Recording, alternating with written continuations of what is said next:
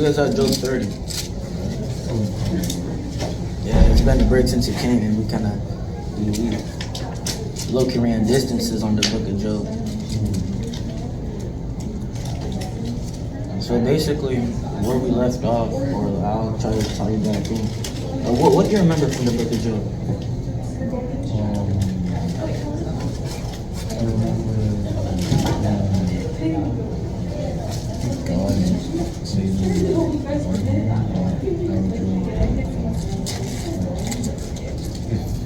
Satan could test Job on his faith with God, and also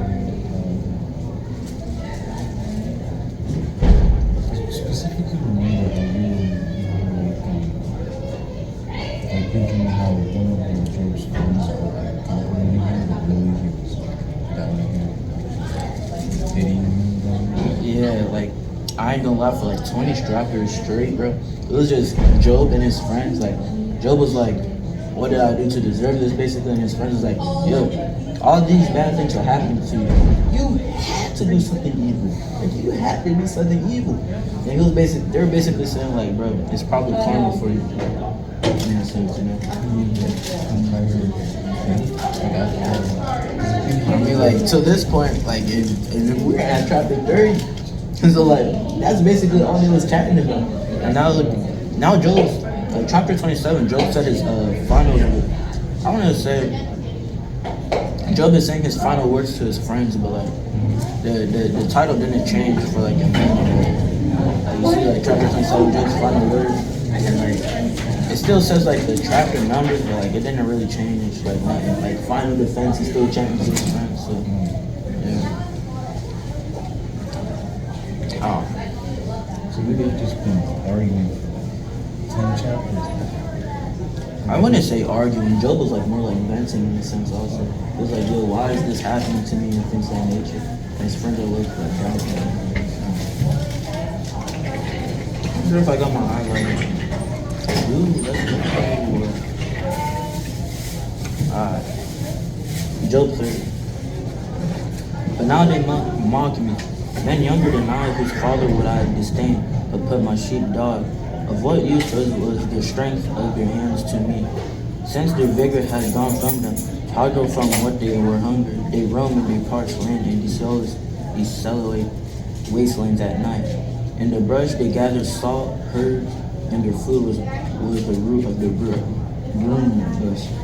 They were banished from the human society, shouted at as they were thieves. They were forced to live the dry steam beds among the rocks and the holes in the ground. They brayed among the bushes and huddled in the underground. A base, a nameless brood, they were driven out of the land. And now those young men mock me in songs. They have made me a byword among them. They detest me. They keep their distance and they do not hesitate to spit in my face. Now that God has instructed me, my God, and afflicted me, they throw off restraint in my presence. On my right, the tribe attacks. They lay snares for my feet, and they build they siege rams against me. They break up my road and succeed in destroying me. No one could help him, they say. They advance as through the gaping breach. Amid the ruins they come running in. Terrors overwhelm me. My dignity is driven away by the wind. My safety vanishes like a cloud. And now my life ebbs away. Days of suffering grip me. Night pierces my bones, and God-aching things never rest. And his great power, God becomes like clothing to me. He binds me like the net. I just erased somebody.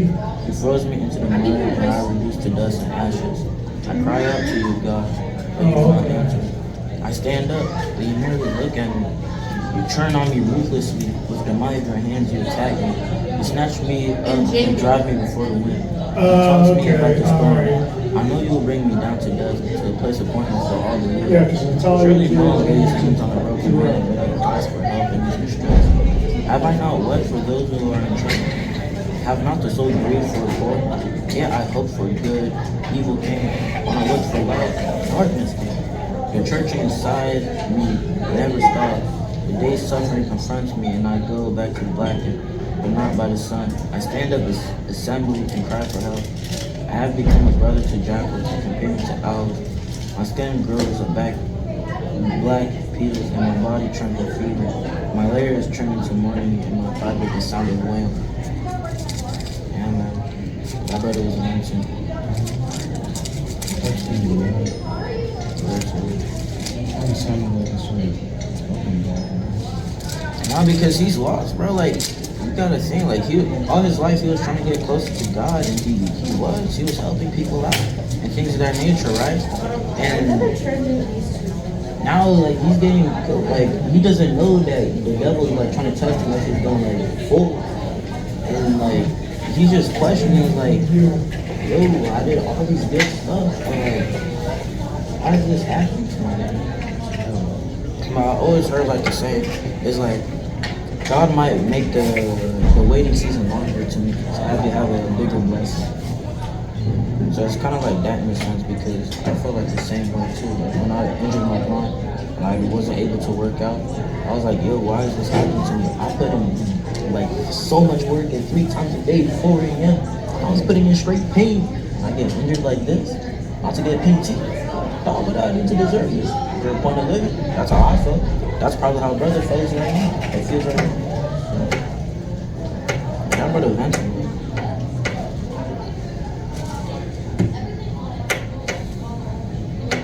You got any more thoughts?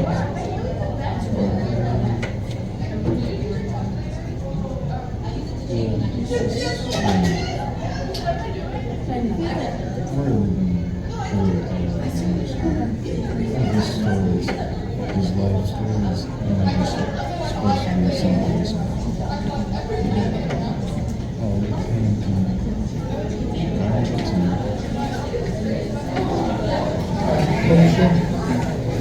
Job 31, this is Job continuing.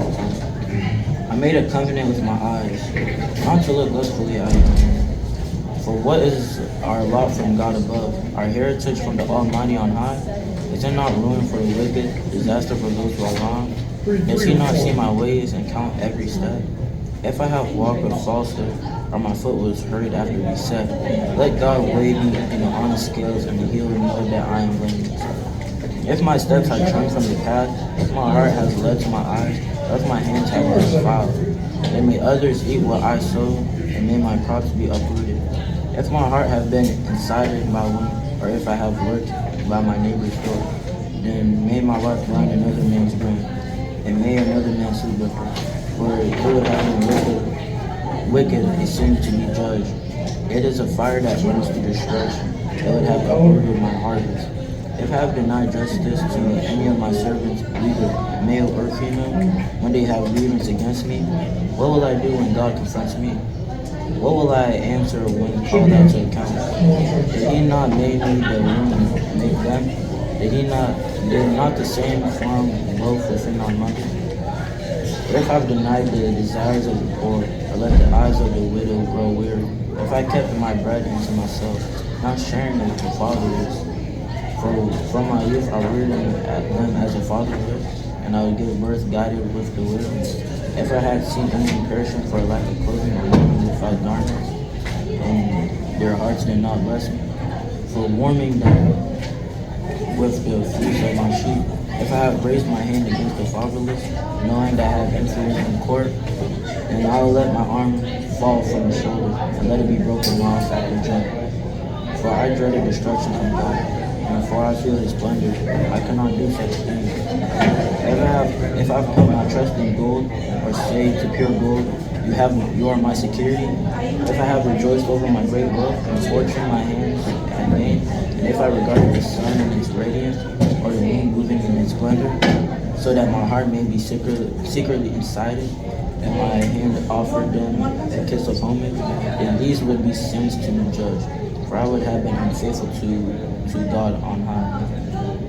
If I rejoiced in my enemy's misfortune, or gloated over the trouble that came to him, if I have not allowed my mouth to sin by invoking a curse against their life, if those of my household have never said, who has not been filled with joy to me, but no stranger had spent the night in the streets, for my door was always open to the traveler. If I have concealed my sin as people do, by hiding my guilt in my heart, because I so feared the crowd and so dreaded the contempt of the clones that I kept silent and would not go outside. Oh, that I had someone hear me. Signs now my defense. Let the Almighty answer me. When my accuser put his indictment in writing. Surely I would wear it on my shoulder. I would put it on like a crown. I would give him an account of every step. I would present it to him as to a ruler. If my land cries out against me and all its foes are wet with tears, if I have devoured its yield without payment, or broken the spirit of its tensions, then let barriers come up instead of weeds, and sting weeds instead of barriers. The words of Job are ended.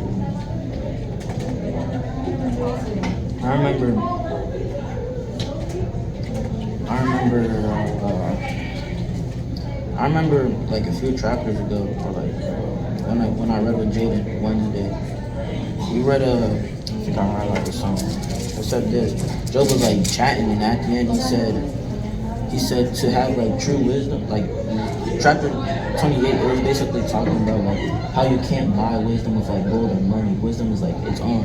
How do you gain wisdom? How you gain wisdom is to fear the Lord. That is wisdom. And to shun evil is understanding.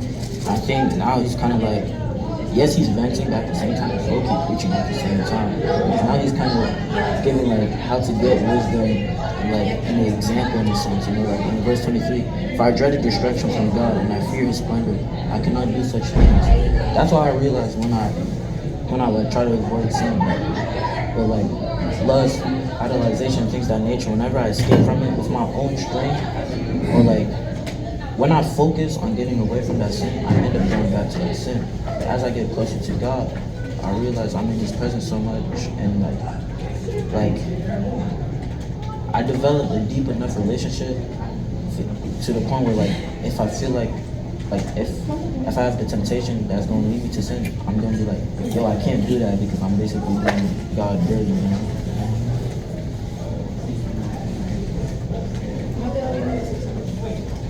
So it's like mostly Yeah. since you can't treat inside. So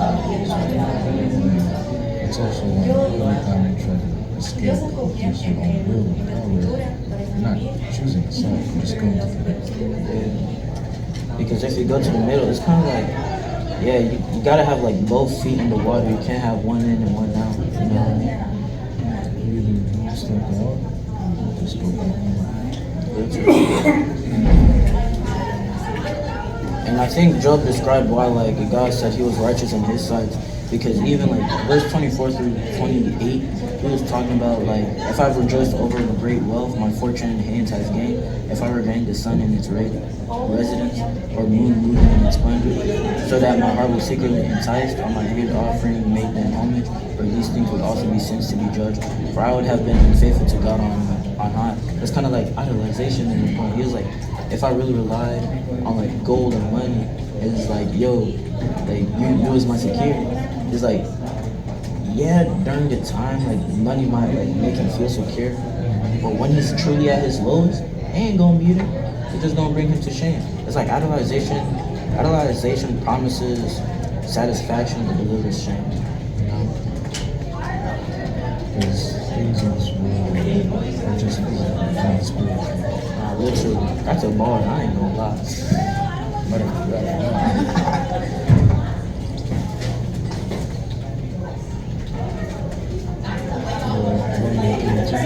yeah, that's cool. Job 32. Eli. So these three men stopped answering Job because he was righteous in his own eyes. But but Eli's son, Barkal, the Bazite of the family of Ram, became very angry with Job for justifying himself rather than God. He was also angry with the three friends because they had found no way to refuge Job and yet had condemned him. Eliphaz had waited before speaking to Job because they were older than he. But he saw that three men had nothing more to say. His anger arose.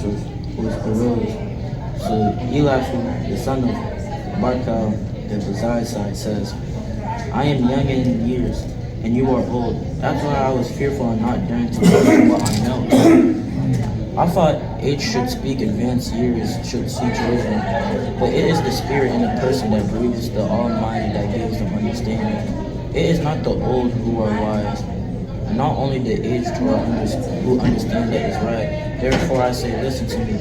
I too will tell you what I know. I waited a while you spoke. I listened to your reason while you were searching for words.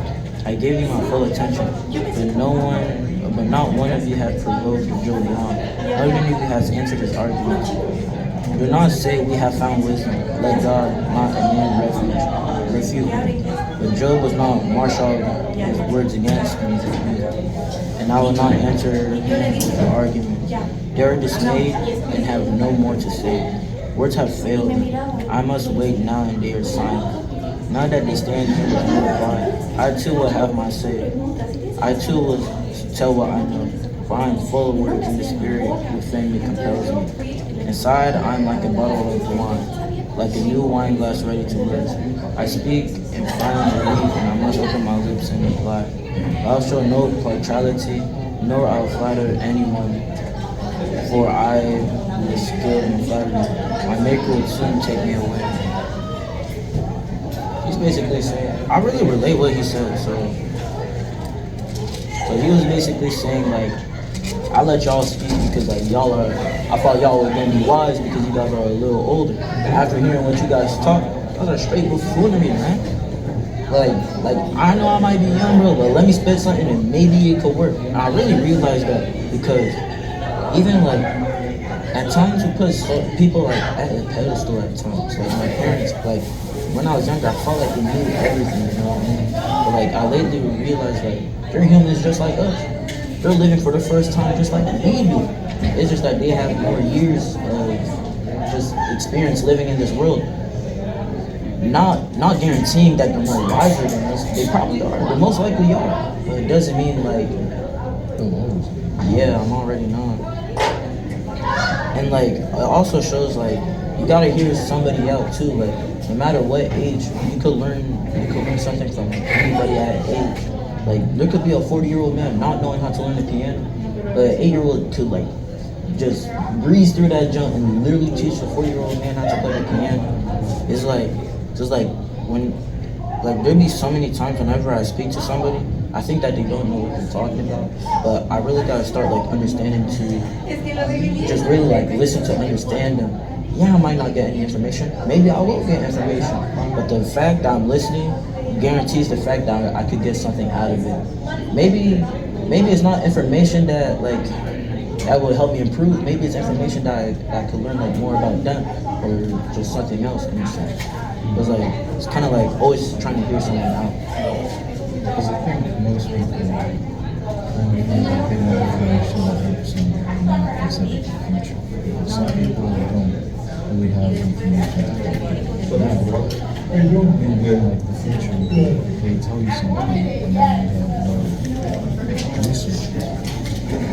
You do more research about topics, but in the future, we don't have necessity for that.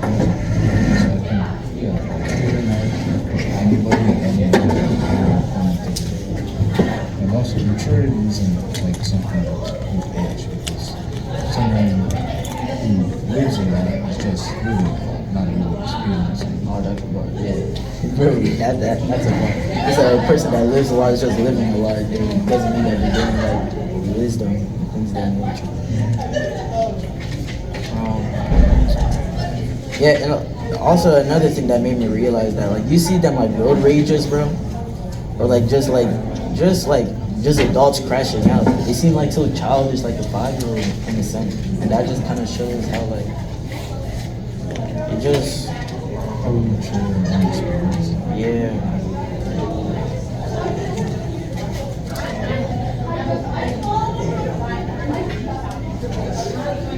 But it is the spirit in the person that breathes the Almighty that gives them understanding. That basically what we was just yapping about is literally verse 8.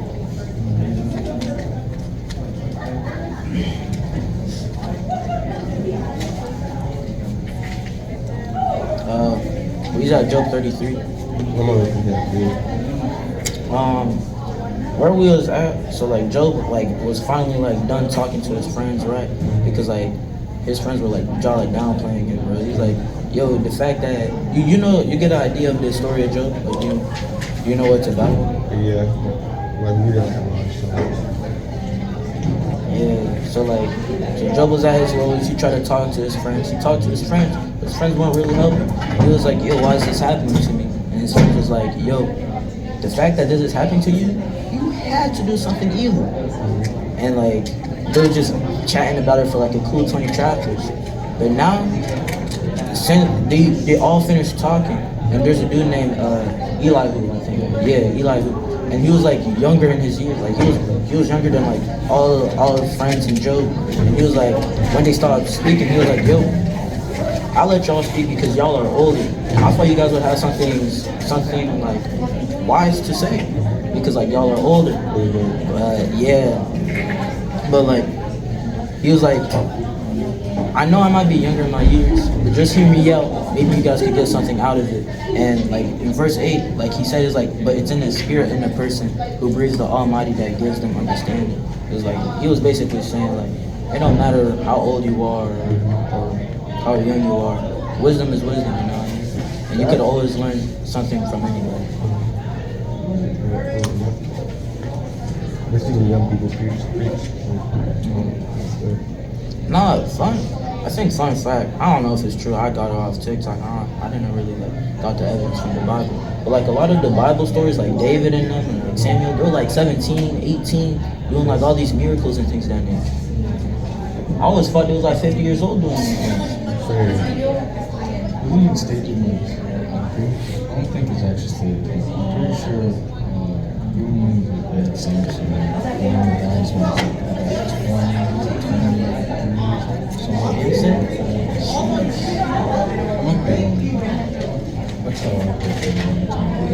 If we keep reading the Old Testament, we can.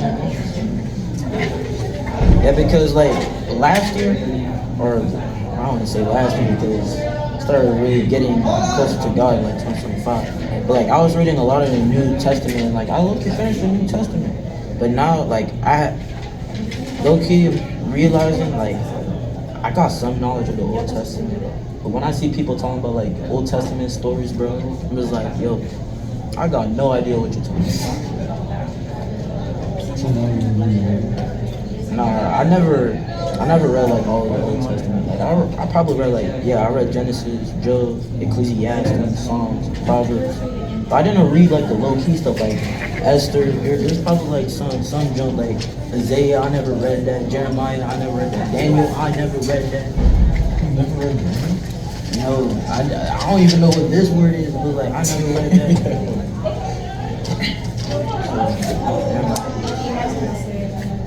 Hey man, if the audio is right, bro, it might get posted. The audio? Oh, whoa. I didn't even see that. No, because I was Like that. I was chatting up with Jaden, and I was like, we should really make a podcast about this. And I kept saying that for like about like when I started the Bible study with y'all, but like I never did it. But I realized I don't need the equipment. Maybe this could like start off something and just let's see what God does. Even if the audio isn't right, I'll try to figure out a way. I hope the audio is right. I connected it to my headphones, so I think like the mic is like this. I don't even know, bro. Alright, Job 33. This is still Eli who's speaking. But now, Job, listen to my words. Pay attention to everything I say. I'm about to open my mouth. My words are on the tip of my tongue. My words come from an upright heart. My lips sincerely speak of what I know. The Spirit of God has made me. The breath of the Almighty gives me life. Answer me, then, if you can. Stand up and argue your case before me. I am the same as you in God's sight. I too am a piece of clay. No fear of me should be alarmed you, nor should your hand be heavy on me. For you have said in my hearing, I heard the very words, I'm pure, I have no wrong, I have done no wrong. I am clean and free from sin. Yet God has found fault with me. He considered me his enemy. He fastened my feet in shackles and kept me close watch on all my paths. But I tell you this, you are not right. For God is greater than any word. Why do you complain to him that he responds to no one's words? For God does speak. Now one way, now another.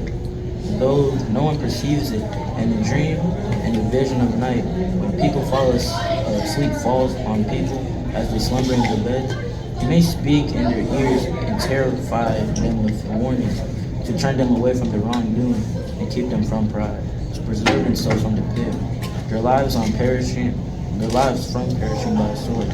For someone may be chastened on the bed of plain, with constant distress in their bones, so that their bodies find food repulsive, and their soul loath in their choicest meal. Their flesh wastes away to nothing, and their bones once hidden now stick out. They draw near to the pit, and their lives of messengers of death. Yet if there is an angel at their side, a messenger, one out of the 1,000, sent to tell them how to be upright, and he is gracious to that person, and says to God, spare them, they are going down to the pit. I have found a ransom for them. Let their flesh be renewed like children or child's. Let them be restored as in days of their youth. Then that person can pray to God and find favor with him. They will see God's face and shout for joy. He will restore them full well-being, and they will go out or go to others and say, I have sinned. I have perverted what is right, but I did not get what I deserved. God has delivered me from going down to the pit, and I shall live to enjoy the light of life. God does not do all these things to a person twice, even 3 times. God does all these things to a person twice, even 3 times, to turn them back to that pit, that light of life that shine on them. Pay attention, Job, and listen to me. Be silent and I will speak. If you have anything to say, answer me. Speak up, for I want to vindicate you. I want to vindicate you. But if not, then listen. Be silent and I'll teach you wisdom. That's a bar. What's it called? And like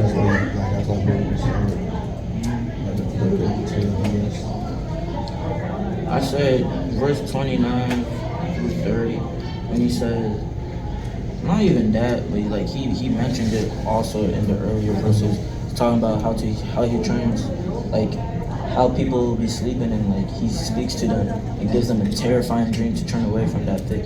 Yeah, I know you probably heard these stories on like the reels. But it's like there be people that be like having dreams of like Judgment Day, and like they was like saying like they felt so surreal, and like after they woke up, it was like, yo, I gotta get right with God. I gotta get other people right with God, because this ain't no joke. And it's kind of like that in a sense too. You ever heard that saying, he'll leave the 99 to get the one? It's kind of saying, so there's like a shepherd, right? And he has like 100 sheep. One sheep leaves like the whole farm jump and goes out in the lost. But that shepherd leaves the 99 sheep to lost that one. What it's kind of saying, what it's kind of saying is like the 99 sheep, that's us. God is the shepherd. And the one sheep that's lost going into the woods, that's kind of like us, like turning back to like darkness and things of this world, kind of losing our ways. But God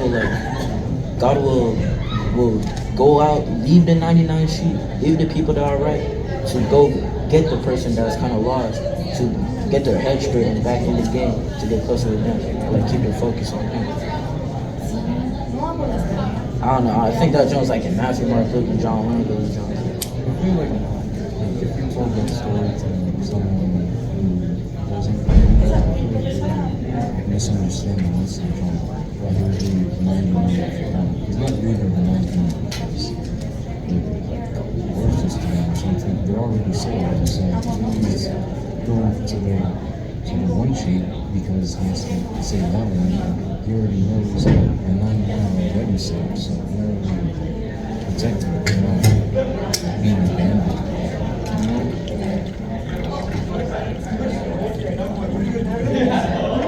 Sometimes that 99, like the sheep that was lost, they probably already been saved, but they keep turning back. That's me right now. Probably like it's in the cycle. Yeah, I'm already. It's always an endless cycle, bro. But like, we just gotta keep our focus on God and stay humble too, in a sense too.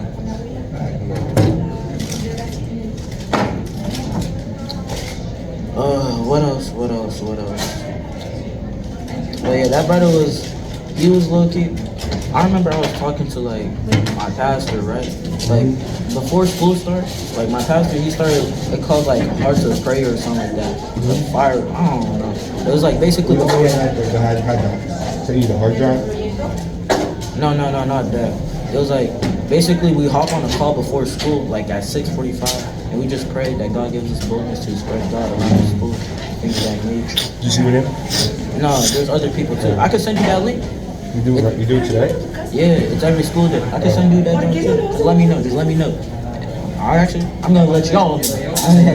I'm gonna make sure you guys pull up. But it was basically before we prayed, he was reading this jump. It was saying like wisdom and or like the power of listening, and he was basically saying like the best way we could learn is just by listening and not to speak. And like in this sense, to gain wisdom is to just listen and learn. It's kind of like we're always so quick to like, especially like when we're speaking to somebody or we're in an argument, we're so quick to speak to get our point out, but we don't listen to understand, to get how the person is feeling and things of that nature. Because like I really do learn a lot from just like listening. It might be some random ish, but like I could learn something, maybe be about the person, maybe a new topic, maybe something else. But I could really like just listening just makes you learn and just grow wisdom.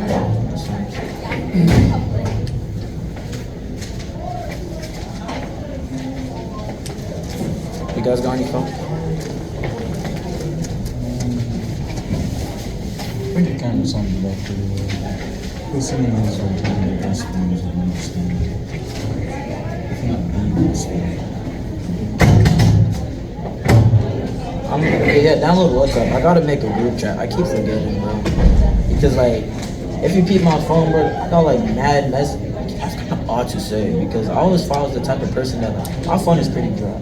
But like now, that's crazy. As I got closer to God, my phone kind of, I want to say be blowing up. Like I've been getting much more notifications than usual because I'll just be talking to people, like starting just convos with random people, and like. For me, like when I try to contact y'all, bro, it's too much scrolling, bro. It's too much like be out with Mr. Walkers, be at Mr. Walkers, but it's like it's too much scrolling, and it's like I don't know. I gotta make a GC, and plus WhatsApp is the way. It's kind of like Instagram, but without like the scrolling part. The same company that made Instagram made WhatsApp, so yeah. I might get it. I don't know if I like space on my phone. What time is it? It's 11:53. We can start it back up, my nigga. Yeah, 34. I mean, like we ended 33. Yeah.